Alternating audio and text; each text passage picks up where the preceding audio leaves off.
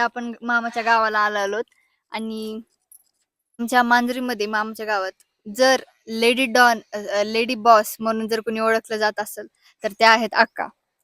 तर त्या पहिल्यापासूनच सगळ्यांच्या एवढ्या लाडक्या आहेत, सगळे त्यांचे एवढे लाडके आहेत की प्रत्येक जणांनी त्यांचा मार खाल्लेलाच आहे आणि तेवढ्या बाबतीत आमची मम्मी जरा जास्तच फेवरेट होती त्यांची. लाडके आम्ही अक्काच्या लाडके नाहीत. आम्हाला असं वाटायचं की अक्का कुठल्या तर गावाला जावं होत्या, अक्का आजारी पडावी. बघा काय म्हणायला तुम्हाला. आमचं स्वप्न असायचं की अक्का आणि कुणी तर वारलेलं असलं का अक्का मातीला मोतीला जायचं, कुणी तर रोज मारावं म्हणजे अक्का तिकडे गेली नसणार ना, आम्ही मारात वाचणार.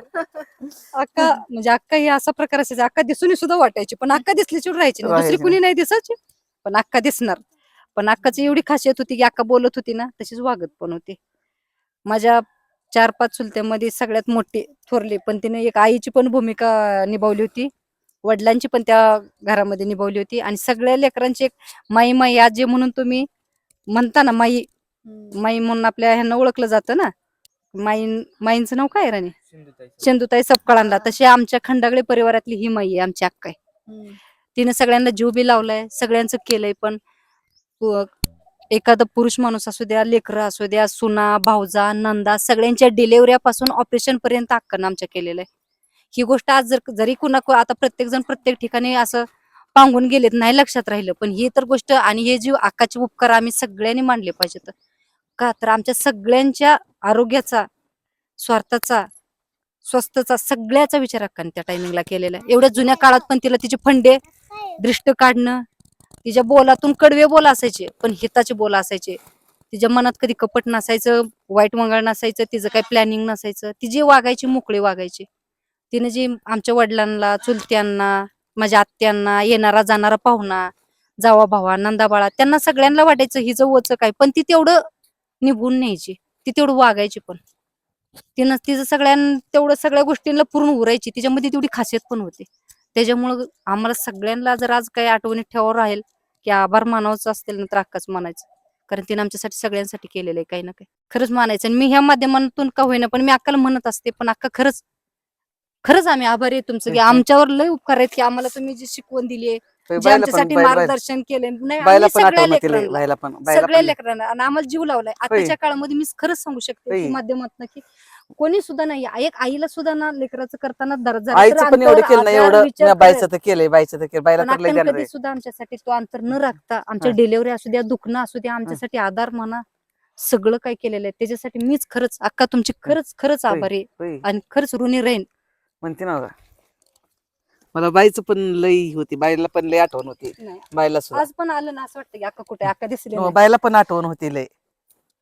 नाही केलंय आमचं केलंय ना तर आम्ही केलं. माझ्या राजाबरोबर राजांती 6 महिन्याची पण नाही, दोघांचं एक लहानपणी महत्व समजत नव्हतं ना की ते चांगलं सांगताय वाईट सांगताय, वाटायचं की आपल्या राग करते ती, आपल्याला मारते ती, आपल्याला कावते ती असं वाटायचं. पण आज कळतंय ना ते महत्व. आज आपल्या लेकराला शिकवायला लागले वाटतंय की बरोबर होतं ती. पण तवाच्या वक्ताला वाटत की आम्हाला बळमन काम पडतंय, काहीतरी त्रास होतोय ह्यांना, म्हणून आपल्याला आपण असं का खवत येते कावते ती असं वाटायचं. आगाऊपणा जास्तीच करत होते ना. आगाऊपणा म्हणजे काय, साधा आगाऊपणा नव्हता. सगळ्यात जास्त सगळ्यात जास्त मार बी खाल्ला, आगाऊपणा पण केला. पण लहानपणीपेक्षा कसं जसं जसं कळायला लागलं तसं मग पुन्हा महत्व कळायला लागलं ना. जेव्हा सोडून गेलो तेव्हा कळायला लागलं ना किती महत्वाचं आहे म्हणून. आधी काय खवळलं बोललं तर काय कळत नव्हतं असं वाटायचं उगाच आमच्याच ह्याच्यावर उठले तर सगळे खवळते ह्याला काय आमची माय येत नाही काही नाही असं वाटायचं. आता आठवण येते पण अक्का असं वाटतं कधी कधी लेकरांना शिकवायला लागलं की असं वाटतं खरंच हे बरोबर करत होते, बरोबर सांगत होते आपल्या सांगत. पण आता रिनला सांगायला तिला वाटते रिनला का नाही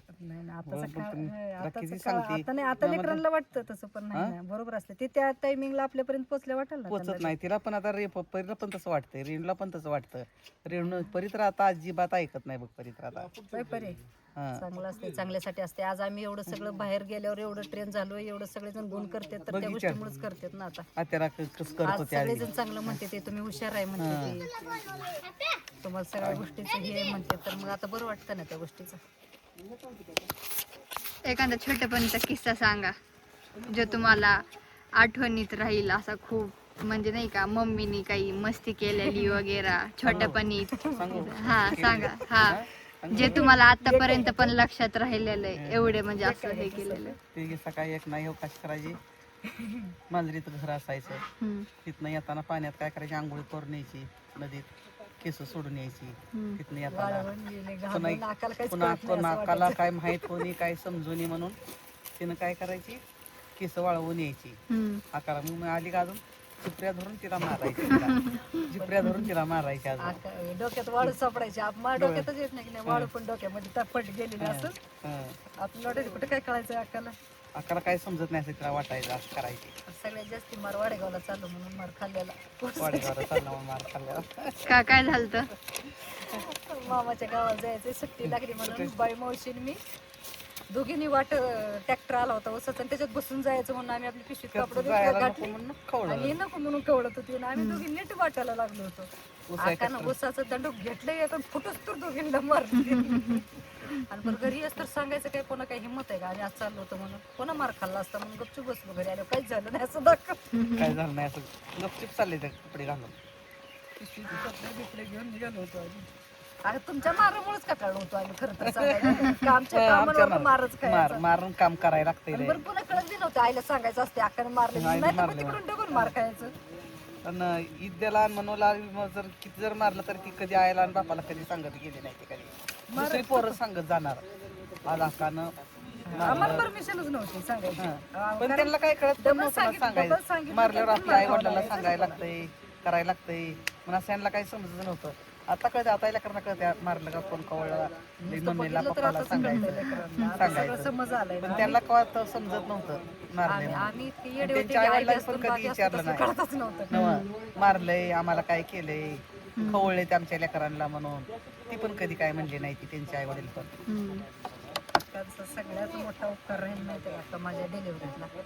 माझ्या लेकरांसाठी माझ्यासाठी दिलेला वेळ, 2-3 महिने जर टाइम तुम्ही माझ्यासाठी दिला, माझी सेवा केली, माझ्या लेकरांसाठी केली, त्या आयुष्यात सगळ्यात मोठा टाइम माझ्यात लक्षात राहण्यासारखा आहे. माझ्या लेकरांना सुद्धा ह्या गोष्टीची मी जाणीव करून देत असते की मम्मीने माझ्यासाठी काय केलं त्या गोष्टी. डिलिव्हरीच्या हप्त्याला काय केलं, माझ्या मम्मीला पाठवून देऊ नका म्हणजे डिलिव्हरीला, पण अक्काला पाठवून द्या म्हणली. मला मम्मीच काय करत नाही. मग इथं मेगा पण डिलिव्हरी होणार होती ना, मग तिला पण इथं व्हायची डिलिव्हरी. मग म्हणलं आता तिला जाऊ द्या म्हणलं तिकडं, ती डिलिव्हरी इथं आम्ही करणार होतो ना, ती नको म्हणलं. मग जाऊ द्या, मग मी तिच्या बरोबर गेली तिकडं डिलिव्हरीला. तिकडं 3 महिन्यात काढले कसता, 3 महिना.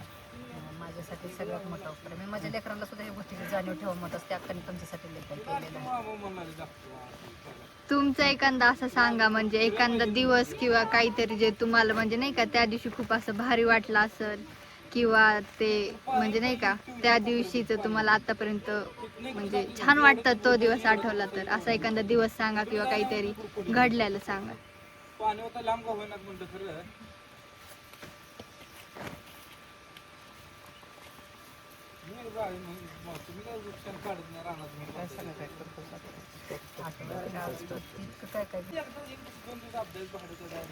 अनुभव वेळ आली तेव्हा अनुभव कळाला.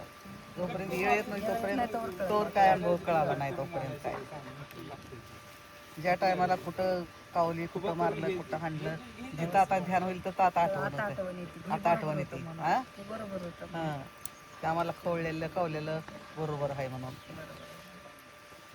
सगळ्यात जास्ती अक्काला ना आजी घाबरायची. आजी आणण्यात तुझ्या अक्काला रे त्रास देते मला म्हणायची, रडायला चालू करायची. त्या काय म्हणायच्या आधी करताना, तुम्ही बाई बसून स्वयंपाक करा हे तर म्हणायच्या, मी सगळं आणून देते म्हणायच्या. पुन्हा लेखाजवळ रडायच्या, तर मी काय करणार त्याला.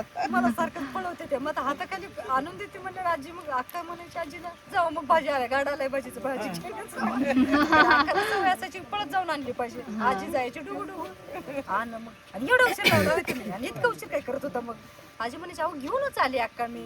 अक्का म्हणजे पण इतकं उशीर मी फोडणी टाकलं होतं गेला. आजीने बेजारी वाटली.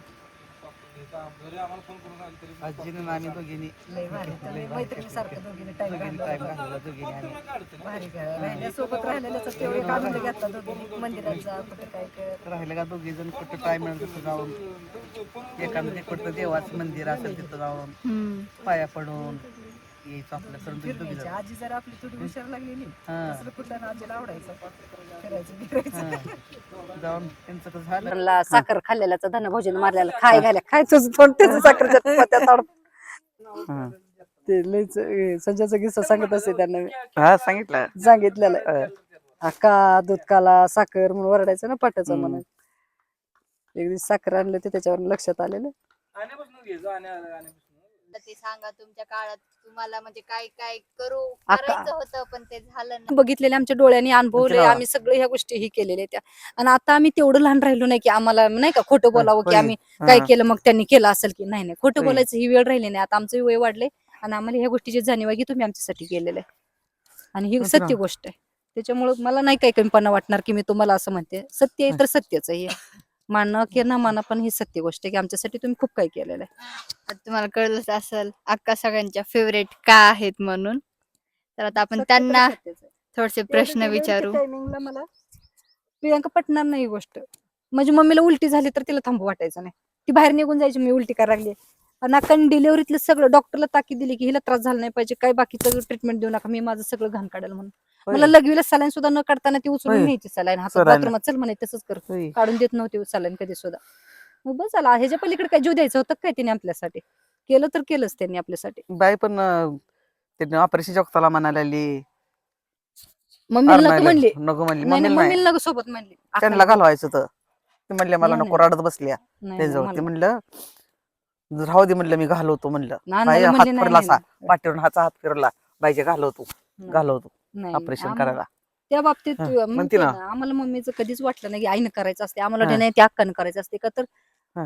ते वैसूच्या पण सोनं डिलिव्हरीला सगळ्या- मीच नाही गेली नाही नाही सगळ्यांना वैसूच पण डिलिव्हरीला केली नाही सगळ्यांना वैसू सुद्धा डिलिव्हरी सगळ्यांसाठीच सगळे कोणाची अशी नाही अशी नाही डिलिव्हरी तीन स्थिर केली ऑपरेशन नाही तुमचं हा. दवाखाना कोणाचा काय कोणाचं सुद्धा काय शिल्लक कोणाचं काय ठेवलं नाही नाही. सगळ्यात मोठी आठवणीची गोष्ट आहे ही लेडी डॉन 2000 ह्या काळामध्ये बेंगलोरला जाऊन मोठ्या हॉस्पिटलमध्ये माझ्या काकाचं स्वतःच्या नवऱ्याचं ऑपरेशन बायपास सर्जरी पूर्ण पाहिलेली आहे.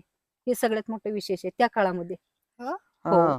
स्वतःच्या हो. स्वतःच्या नवऱ्याची बायपास सर्जरी पाहिलेली आहे. सगळं पाहिलं. समोर ते हा. त्या बेंगलोर सिटी मध्ये जाऊन पुन्हा ते ऑपरेशन झालेलं आहे. तेव्हा झालं. इथं हे ह्या नव्हतं सोयी माहिती नव्हती मला. हे सत्य बरोबर आहे. हो बरोबर आहे हो. बरोबर आहे मग तिथं एक जण भेटलेला तो म्हणला काय हिंमतवाली बाई आहे म्हणला हा शक्यच नाही बायपास सर्जरीला बाई आली नवऱ्यासोबत. हा. तरी एक दिवस भेटीला म्हणून डॉक्टरने दाखवू दिलं नाही मला एक दिवस त्यांना दाखवू दिलं नाही भेटीला उद्या दाखवा म्हणले एक दिवस बघू दिलं नाही दुसऱ्या दिवशी दाखवलं कारण ते सगळीकडून ऑपरेशनचं हे केलेलं सगळं बघायचं केलं. म्हणल्यानंतर हा, हा. दुसऱ्या दिवशी दाखवलं पहिल्या दिवशी भावाला म्हणलं आजच्या दिवशी नको त्यांना दाखवायला म्हणलं मग पुन्हा रोज बेंगलोर सारख्या सिटी मध्ये जाऊन हा. ऑपरेशन झालं. मग रोज जेवणाला 1 तास 12 वाजता जेवण मग त्यांचं काय आपल्याला काय दुसायचं पुसायचं काय असलं तर जेवण खाणं त्यांना काय द्यायचं असेल ते द्यायचं त्याच्याजवळ थोडं बोलत बसायचं असं करायचं रोज मग पाठवायचं रोज सगळ्यात मोठं हे आहे ना न विसरण्यासारखी गोष्ट आहे ती खूपच मोठा अनुभव आहे त्यातनं सगळ्यात. पण ती ऑपरेशन करताना तिकून आमचं दीर म्हणलं आपलं नशीब म्हणलं आपल्याजवळ आता सोबत पैसे जाऊन. पैसे कमवाय आत परिस्थिती आहे म्हणलं ऑपरेशन करायसारखी मग त्यातनं आपलं नशीब आहे म्हणलं आता जर अटॅक आला तरी आता बी संपणारच आहे जर ऑपरेशन करताना जर संपलं तरी बी संपणार ते आहे. पण संपणारच प्रयत्न आहे तर म्हणलं करायचं असं म्हणून घट्ट काळीच करून त्यांना बेंगलोर नेलं आधी मला असं म्हणलं इथं अगोदर काही पण होऊ हा, शकतंय काय पण होऊ शकतंय म्हणलं काय पण म्हणजे इथलं आमच्या गावातलं जे त्या वेळात जेनो झाले मामा करतानाच ध्यान खलास झालं म्हणजे एवढं तरी पण सगळं ऐकून अनुभव घेऊन सगळं राजूला झालेलं. त्यावेळेस कळत होतं मग मी रडायची सारखी ना हम्म. मग त्यावेळेस ती म्हणला आम्हाला सांगते समजून अन तू कशाला रडते सारखी तू कशाला रडते सारखी म्हणायचं असं हा आणलं तर 15 वर्ष 15 जगलं वर्ष की ग नंतर 15 वर्ष हे जगलं. लेकर झाल्यावर मग झाले ना असं 15 वर्ष जगलं म्हणा पण त्यांनी काय त्यांच्याबरोबरच्या केली ऑपरेशनची अजून माणसं आहे ती पण ह्यांनी काय केलं भाऊला लय त्रास द्याय नको भाऊला लय त्रास द्याय नको सांगितलंच नाही दुखणं. त्यांनी गोळ्या खाल्ल्या नाही त्या वेळेवर हम्म, गोळ्या गोळ्या. बंद करायला नव्हत्या गोळ्या बंद गोळ्या नसतात ते करायच्या, महाग लय लोकांच्या होत्या. गोळ्या करायला बंद करत नसते तर. त्या गोळ्या ते बंद त्यांना करा पुन्हा वाटायला लागलं ना की आता आपल्यामुळे त्यांना काय- त्रास नको. आपल्यामुळे आता मला केला ही भावाने खर्च मला लय केलाय मला लय सांभाळलंय लय ही केलंय माझ्या आणि त्यांचे उपकार फिटणार नाहीत माझ्या आणि त्यांचे एवढे उपकार फिटणार नाहीत म्हणलं मग बस म्हणलं त्यांनी गोळ्या खाया बंद केल्या त्यांनी सांगितलं नाही त्या गोळ्या त्यामुळे पुन्हा ती हे झालं ती त्यांच्याबरोबरची अजून माणसं आहे ती अक्कांचं लग्न झालं तेव्हा आमच्या आजी आजोबांच्या नंतर अक्काने सगळे लेकर दीर आणि नंदा सगळ्या अक्कानं पूर्ण सांभाळलेले सगळे त्यांनी आई वडील म्हणूनच त्यांनी आई समज वडील म्हणूनच म्हणजे नाही का समजलंय. सगळे अन्न बापू ते सोडले म्हणजे तर- नाही आमची आई आहे म्हणते का नाही बापू. कारण ते अक्कानं सगळं केलं ना, कारण आजी आजोबा तर आमची पूर्ण वयस्कर बी झाली होती आणि आजी तर वारली होती. हं. आजी लगेच वारली होती ना अक्का तुमच्या नाही लग्नाच्या सकुल नंतर. ही समाधान वारल्यावर जलवल्यावर वारले. हा मग बरंच समाधान. खूप टाइम गेला ना तिथनं हं, पुढे अजून. हो. पण ते आजारी असल्यामुळं त्या हो, काही करू वारलं. शकत हा. नव्हत्या ना. काय करता ना तुम्हीच खरं. केलेलं आहे ना हा. इथून पुढे तिथून त्यांच्या पण पुढचं दवाखान्याला मिरजला मी राहिली होती मिरजला त्यांच्या पण दवाखान्यात. तिथून सुरुवातच झाली ना, ते कसं सुरुवातच. तर आता आजीपासून सुरुवात झाली ना, तुम्ही ते हं. डेअरिंगच येत गेलं झालं हं. बघ ते लगेच बरं म्हणजे वाटलं. बघा एवढं सगळं बघितलंय त्यांनी, एवढं सगळं सगळ्यांचं केलंय, त्याच्यामुळेच त्यांना आमच्या इथल्या लेडी डॉन म्हणतात. कारण की एवढं सगळं बघण्यासाठी आणि सगळ्यांचं करण्यासाठी पण खूप धाडस लागतं.